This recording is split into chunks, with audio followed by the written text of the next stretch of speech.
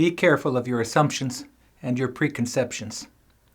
These can become a stumbling block to our engaging effectively within the prison. It's likely that your assumptions and preconceptions have created an idea in your head about what you think it will be like to serve in a prison.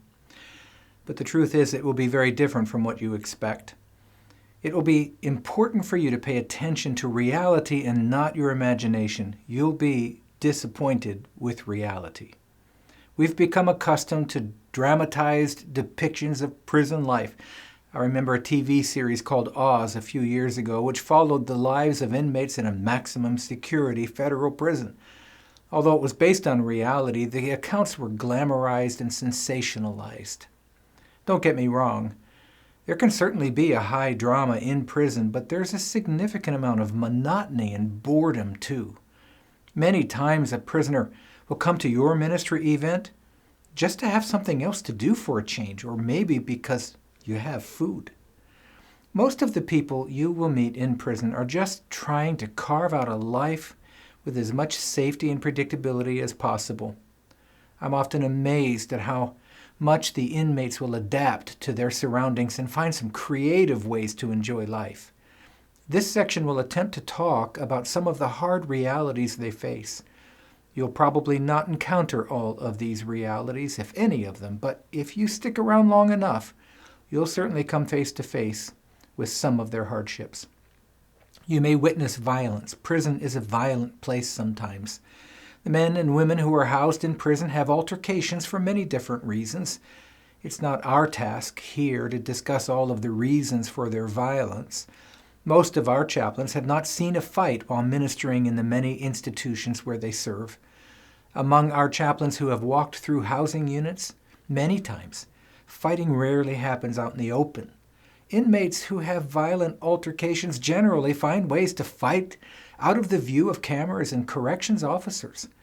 Many guys with black eyes, well, they simply fell down the steps. Nobody in prison wants any new charges added to their record.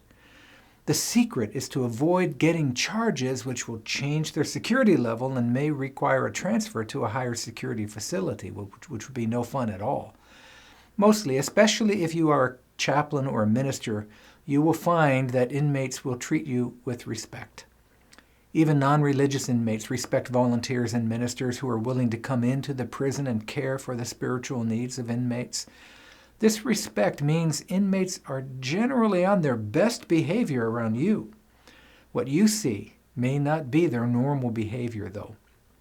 Another problem is drugs. Drugs are very common inside the prison. Many inmates come into the prison struggling with addiction, and upon arrival, they find that they can still have easy access to drugs, which is surprising to many. Although security is constantly working against contraband getting into the facility, it still gets in. We should be cautious about things that we find on the ground and never pass anything from one inmate to another. Drugs can be transferred in something as mundane as ink on a piece of paper.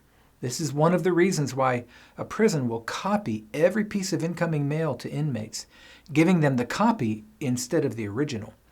This is necessary to prevent an opioid called Suboxone from being put on the paper and then consumed by the inmates. Like with violence, most of these activities happen in secrecy. As inmates are trying to avoid being searched, they can be quite creative. As a chaplain or ministry volunteer, you'll probably see very little, if any, of the toxic drug and violent culture that happens inside the prison. If you ever have the chance to visit the restorative housing unit, which is the disciplinary pod where inmates are held, you'll get an eyeful. It will show you a picture of disturbing activity that is outside of what you will typically see. Sexual misconduct is also a reality in prison. Maybe one of the most stigmatizing things about prison is the stereotype of sexual misconduct. Although it does occur, most of our chaplains report only a handful of men or women who have had to deal with this horrific experience. These events do happen, and they should be taken seriously, but we'd be mistaken if we thought they were commonplace. There are inmates who are high risk, and they're given special attention by the prison. These can be younger inmates with past history of sexual abuse, or inmates with mental health issues, and those who have alternative sexual identities such as transgender or gay inmates. Prison staff have learned a lot about protecting at-risk populations and even have designated pods for these inmates with peer mentors to create a supportive and safe environment. In prison, you'll meet the extremes, as in men who present as extremely tough and aggressive, and men who present as very feminine and passive. As chaplains and volunteers, our work is to accept people as they are and care for them by listening to them and being a kind and gentle presence in the prison. And just like most churches, you'll notice a lot of gossip going on in the prison. Prisons can be serious gossip mills. There's even a term for the information that moves so quickly around a facility. It's been dubbed inmate.com. This is not just the inmates, but even staff can fall victim to this corrosive pattern as well. And to be honest, so can Christians. As volunteers and chaplains, we must be careful not to partake in the sweet, toxic morsels of gossip that float all around us. There's always relational drama inside a prison. It takes real care and attention to stay above the fray. Doesn't mean we stifle inmates, though, when they're trying to process a relational woe that they experienced in their housing unit. Actually, confiding in a minister and receiving prayer, that's an appropriate way to deal with the tension of living in a dysfunctional environment. Seeking of counsel and processing difficult relational issues is done with confidentiality when they confide in you. If we violate this practice, we could seriously damage the trust that inmates have for us in the prison. Unless that situation is one of mandatory reporting, which is discussed in a previous lecture, then you are expected to keep your conversations confidential. For those of you who are ordained chaplains or pastors, you may be protected by clergy confidentiality, but don't try to sidestep mandatory reporting. There's a lot of deception. There's a lot of manipulation. You'll be manipulated. One chaplain told me, they're called con men for a reason. And this comes in many forms, mostly harmless, depending on what the inmate is seeking to obtain from you. But at times, inmates can seek to manipulate volunteers to get them to help them out in some compromising way. One example of this happened to a staff chaplain at his prison.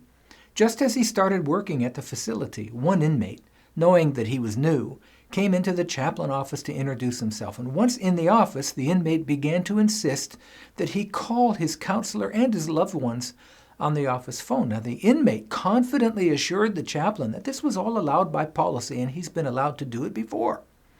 Well, of course, there are situations like a death in the family that does allow a staff chaplain to make a phone call to an inmate's family.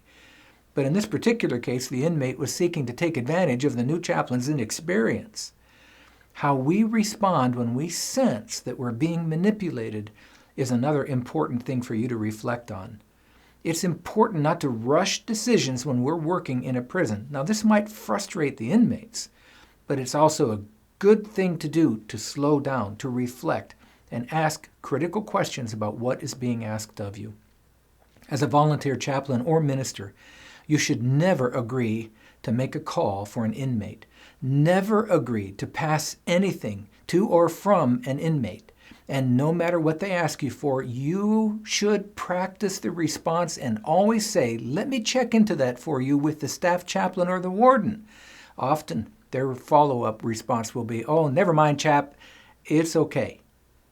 Inmates understand that there are policies in place that constrain volunteers and chaplains. If you're unsure about what you're being asked to do, always get a second opinion from someone who has more experience than you. Mental health problems are a rampant problem in the prison. You'll meet inmates who struggle with mental illness. Correctional institutions have a mental health department that works with inmates. It is not your role to diagnose or address mental health conditions. However, we can notify professionals on site if an inmate is showing significant instability. Just know when to refer or ask for help. Although we do not treat or diagnose inmates, You can be an integral part of caring for the spiritual, mental, and emotional health of the inmates. Most chaplains and ministers have only referred a handful of inmates to the mental health department.